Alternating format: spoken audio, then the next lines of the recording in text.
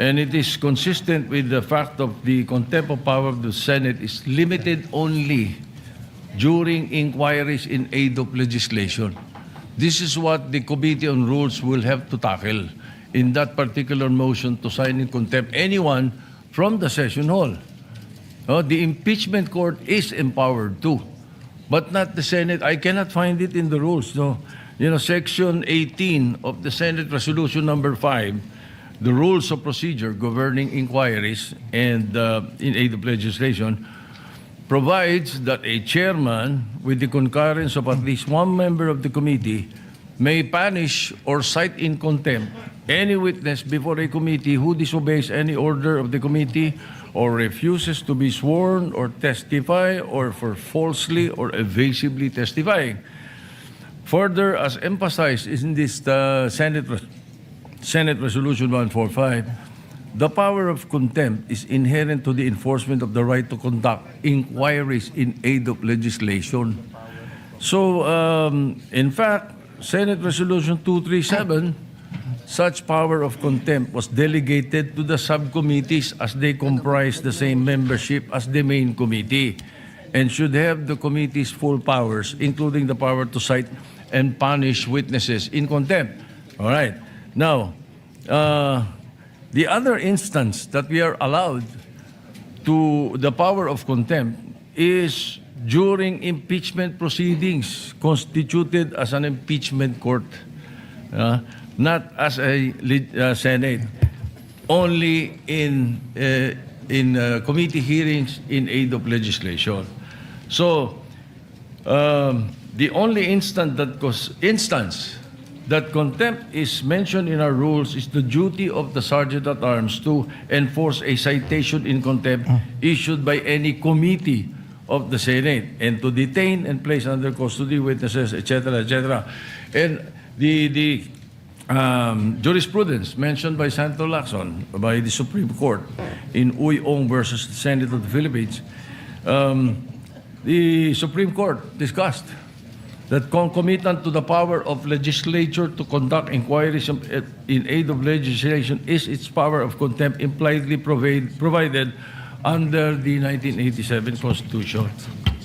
So that is my point, Mr. President. So I think we should not approve the motion to contempt right away without consulting the Committee on Rules to find out whether this is correct or not. That we can only cite in contempt, the Senate can cite in contempt when we are in aid of legislation and we are in a committee. Yes. Maybe before we have a ruling, let me Yes. just expound on the decision yesterday. The chair yesterday mentioned that in several Supreme Court decisions, as early as Arnold versus Nazareno, the Supreme Court upheld the inherent right to self-preservation of the legislative body. And the chair explained that if a committee is given a power to hold in contempt, so much more the plenary. And that there are two kinds of contempt. The indirect contempt and the direct contempt. So for example, if Maria and Pedro were now sitting in the gallery and they started shouting, if the Sergeant at Arms took them out, but they came back and they started throwing stones, we can hold them, or they had guns, we can send them for inquest, or we can hold them in contempt because it's part of self-preservation. So even in the decision mentioned by Senator Lacson has to deal with the issue at hand. The ratio decidendi, or the reason for the decision, always deals with only the issue at hand. And the issue at hand then was the contempt powers of legislation in aid of legislation.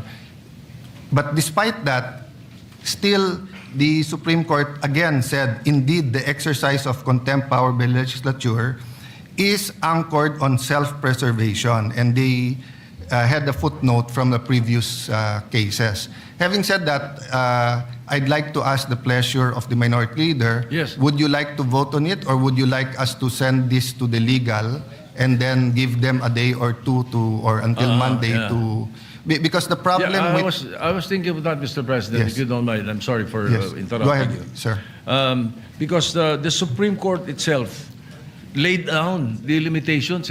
Oh, that's why we have to discuss it perhaps in Yes. the committee or Yes. the legal. No, the first limitation: the subject hearings were conducted in aid of legislation.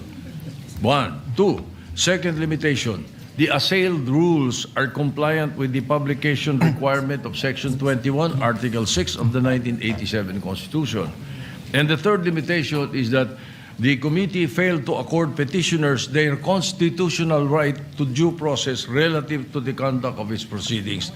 Therefore, we were in plenary session yesterday, and then we were suspended when this event was being discussed. So, again, the pleasure, really, Mr. President, if you do not mind, is that we refer the motion Yes. to the Committee on Rules. We are in agreement, but just to explain, one example I gave yesterday, even if it wasn't in the rules of court, or even if there's no precedent, if we were in the Supreme Court, and while they were in hearing, I ran after or tried to arrest or tried to mug one of the justices, they can hold me in direct contempt, because it's really about self-preservation.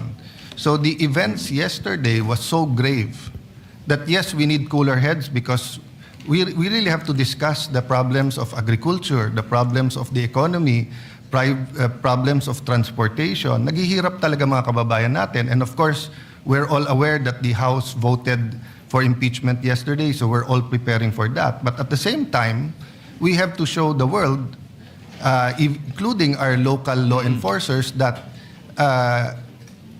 you cannot play around with the Senate as an institution. And when you're trying to prevent a member from attending, that is direct contempt of the Senate. So I'm in agreement if we can all agree that we send it first to the Yes. legal, and maybe we'll invite any legal staff of all the Senate offices so that they can participate there, because it's an issue that so that we won't take one opinion hook, line, and sinker, but get all the brilliant minds of the offices of the 24 senators, then discuss it, but and we'll hold the reconsideration in abeyance until we have that, if it's acceptable to the former Senate President. I concur. So I so move, Mr. President.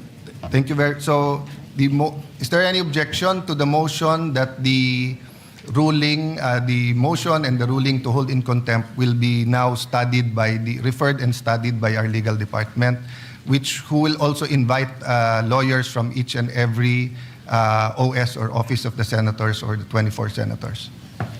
If there's none, then Mr. President, on the second point, yes. the second motion made by Senator Marcoleta proposing that Rule 14, Section 41B of the Senate Rules be amended by including a new Section 41C.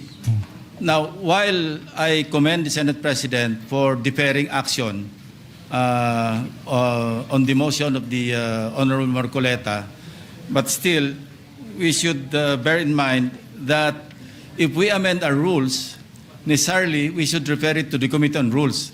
We cannot just decide in plenary to right there and then amend the rules. If I am correct in that regard, Mr. President. You're not only correct, that's what happened. I referred it to the Yes, Committee that's on why Rules. I express my admiration and commendation for the action taken by the Senate President. Yes, yes. So we're clear on that. Yes. My interpretation, Senator Lacson, is that was the intent of Senator Marcoleta. That because the rules is that 1 day for consideration. Yeah, for a motion, it's 1 day. I'll just paraphrase. So my interpretation, of course, I didn't stand up and go near to Senator Marcoleta, but my interpretation was that my understanding is I always have to follow the rules. We always have to follow. So when a senator makes a motion and there is a specific rule, then we will follow. But the Committee on Rules is allowed to meet right away.